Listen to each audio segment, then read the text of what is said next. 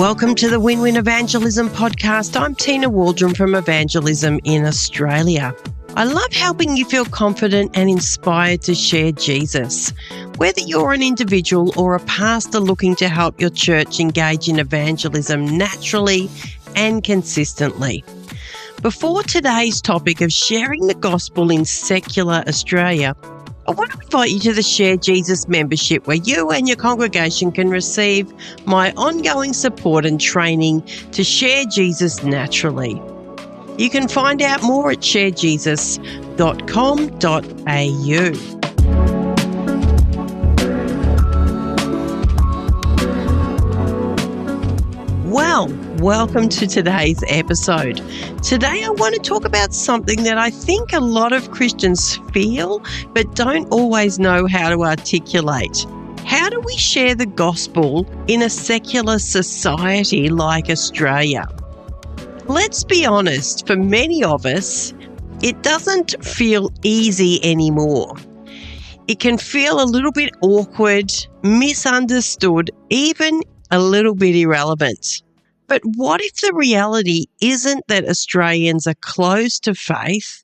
What if we've just misunderstood the moment that we're in? Let's start with the data.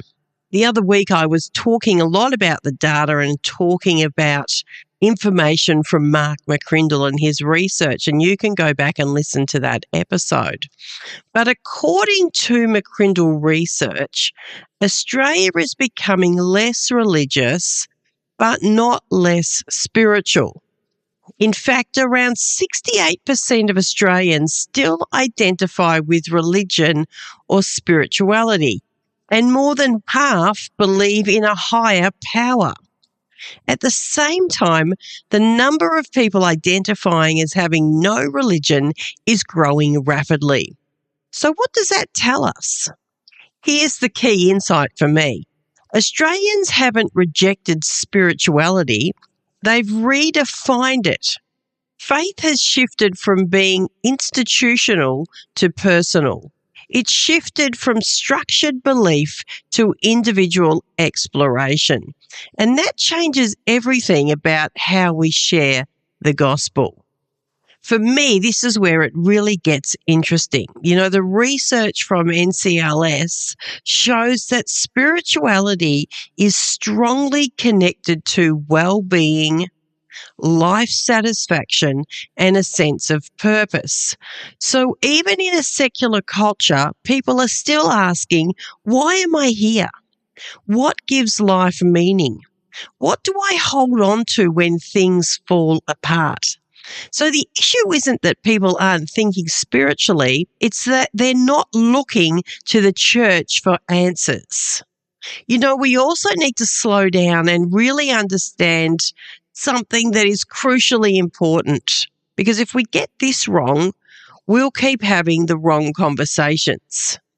According to McCrindle research again, the move away from Christianity in Australia isn't primarily driven by people carefully examining the claims of Jesus and deciding that they're false. It's often driven by personal experience, perception, and trust. In other words, people aren't always rejecting what Jesus taught. They're reacting to what they've seen or what they've experienced in Christianity. And that can include things like perceived hypocrisy, feeling judged or excluded, negative experiences with church, or simply feeling like Christianity is out of touch with modern life. Now, that doesn't mean that those perceptions are always fair or accurate, but they are real to the person you're talking to, and that changes how we engage. You know, if someone's barrier is emotional or relational, it changes how we engage. Giving them more information isn't going to solve it. It means before we explain anything, we need to rebuild trust. There's a helpful moment in Scripture where this plays out pretty well for me. In 1 Thessalonians 2:8, it says, "We loved you so much that we delighted to share with you not only the gospel of God, but our lives as well." The Apostle Paul shows us that the message and the relationship go together. The gospel isn't just something we present, it's something we embody. New Testament scholar N.T. Wright, one of my favourites, often emphasises that the early church grew not just through the proclamation of the gospel, but through a community that looked different, a lived out alternative, so to speak. So in a skeptical Australian culture, our first role isn't to convince, but it is to listen. It is to acknowledge, and it is to demonstrate something different. Sometimes the most powerful response isn't, "Let me explain why you're wrong," but "Yeah, I can understand why you'd feel that way." Because when trust is rebuilt, people become open again. Just a quick break. A lot of evangelism training is confrontational, makes people feel awkward. We've worked hard to make all of our training the opposite of that, making evangelism something that everyone can be a part of. If you or your church are looking for that type of training, go to evangelisminaustralia.com and look at our training tab for some great options. Now let's get back to it.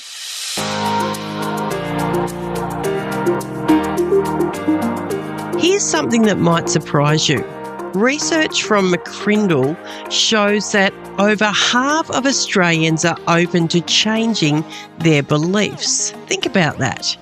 In a so-called secular society, people are still open, and this is important. They're not open to pressure. They're not open to being told what to think, but they are open to conversations. They are open to authenticity, and they are open to meaning. So the opportunity isn't gone, it's just different. And honestly, this shouldn't surprise us because it's exactly how Jesus engaged people. In Matthew 4:19, we see Jesus saying, "Come, follow me, and I will send you out to fish for people." Or, "Come and follow me, I'll make you fishers of men." You may have heard that. Fishing requires understanding the environment.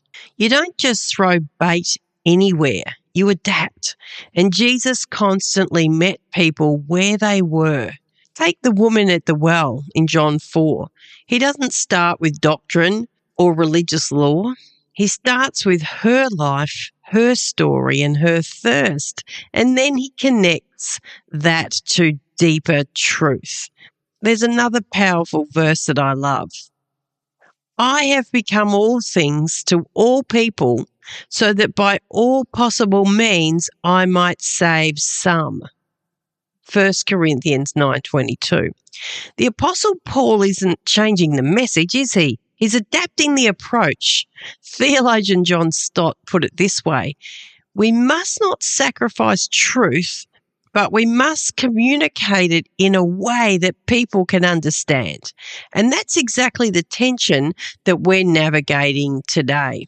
So practically, where do we start? Well, not with church and not with doctrine, but with what people already care about. And in Australia today, that's mental health, its purpose, its relationships, and its justice. So instead of saying, "Do you believe in God?" you might ask, "What do you think gives life meaning?" Or what helps you get through the tough times?